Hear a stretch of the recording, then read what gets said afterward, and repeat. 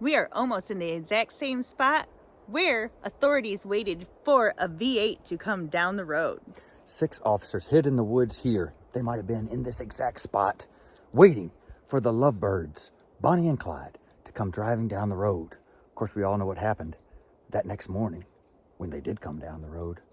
We're going to show you the site right now, and we cordially invite you to come along for the adventure.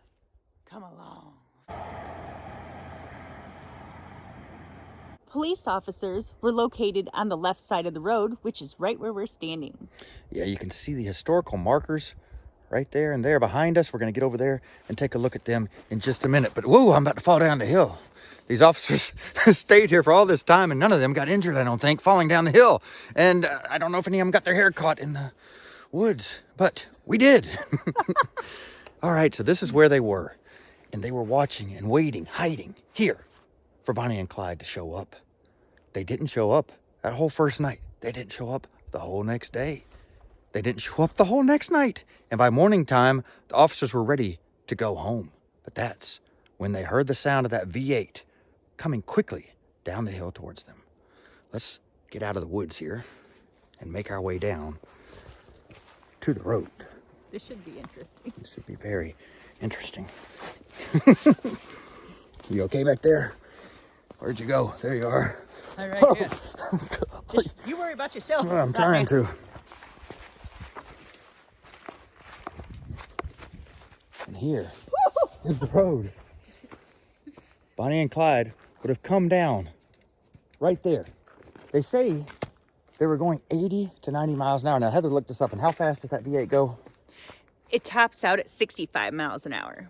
Right, so they might not have actually been going 80 or 90. They said most people kind of puttered around. Most people puttered around in their cars during this time period because they didn't really go that fast. But Bonnie and Clyde would really be speedy. You could kind of hear them coming because the engine was going so loudly. They also said that that's part of the reason they lived so long was because Clyde was such a good driver and he was a good shot, great marksman with the gun. So the police hid there, of course. Let's get on across the road here. They actually had a friend of Bonnie and Clyde who came through this road during the time they were up there in the woods. They grabbed him. Apparently, they tied him to a tree. They handcuffed him to a tree, and they left his car, his truck, somewhere right around here. So that way, when Bonnie and Clyde came down the hill, they saw the friend's truck sitting here, and they had to kind of stop to look at it. That made them scoot to the other side of the road to go around the truck, stop and look at it, and that's when police opened fire. Of course, nowadays, the police would probably be in trouble for opening fire without even saying, hey, put your hands up or anything like that.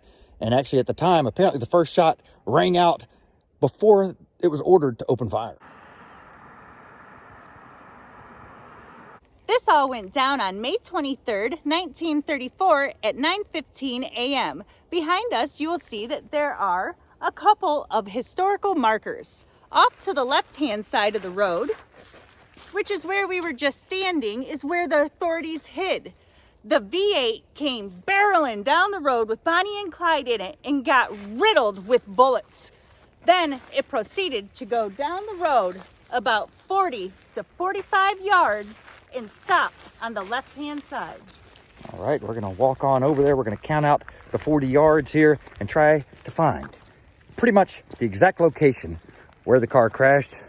Heather, if you want to do the counting, we'll go right down this way and find the exact spot. Here comes a car right now, traveling the route of Bonnie and Clyde.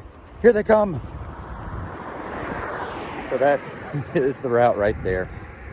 Of course, the car, once it came to a stop, it became a circus-like atmosphere shortly after that, as a lot of people showed up. People wanted a piece of history. As a matter of fact, someone literally wanted a piece of Bonnie and Clyde. A guy took out his pocket knife and was trying to cut off one of Clyde's ears. Thankfully, the police officer got there and stopped him at the time. How close are we?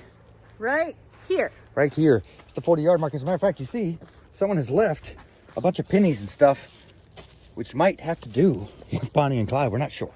But this is the spot where the car came to its final stop before being towed off with the bodies of Bonnie and Clyde still in it. And here they are. The one on the left here is the original monument that was put here a long time ago. It has a lot of graffiti on it. People have actually shot it. You can see the bullet holes and the other things. How torn up this monument is. People have left change up top. This one also just simply says, this site, May 23rd, Clyde Barrow, Bonnie Parker were killed by enforcement officers. Then they added a new monument that's a little more difficult to destroy, and it seems to be in much better shape. And this kind of honors the officers of the law a little bit more. There are the 6 officers.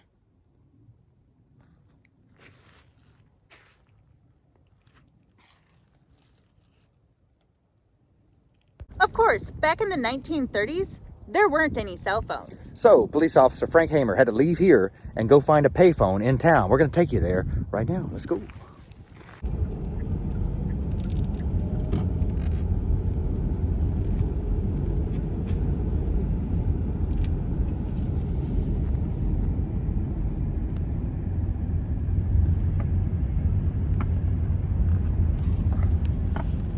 We are now at the gas station where Texas Ranger Frank Hamer made the call notifying the world that Bonnie and Clyde were dead. It's interesting because right over here, just around that corner, is where the shop was that Bonnie and Clyde purchased those 2 sandwiches, their last meal on Earth. They took their last steps on Earth over there.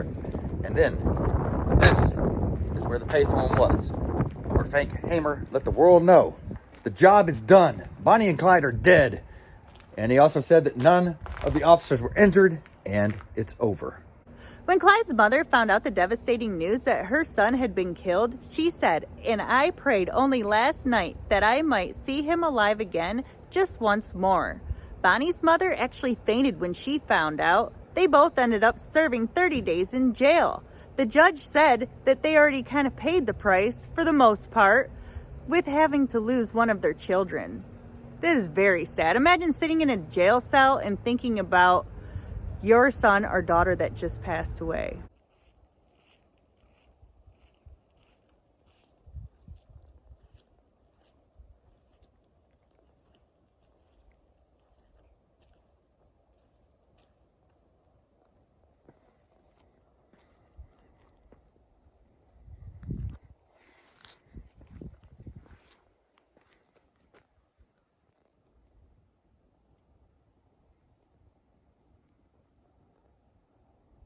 We find it pretty interesting that after all these years that people are still so intrigued with these romantic criminals. It's crazy to think about. They're even making movies still, like The Highwaymen on Netflix was out recently.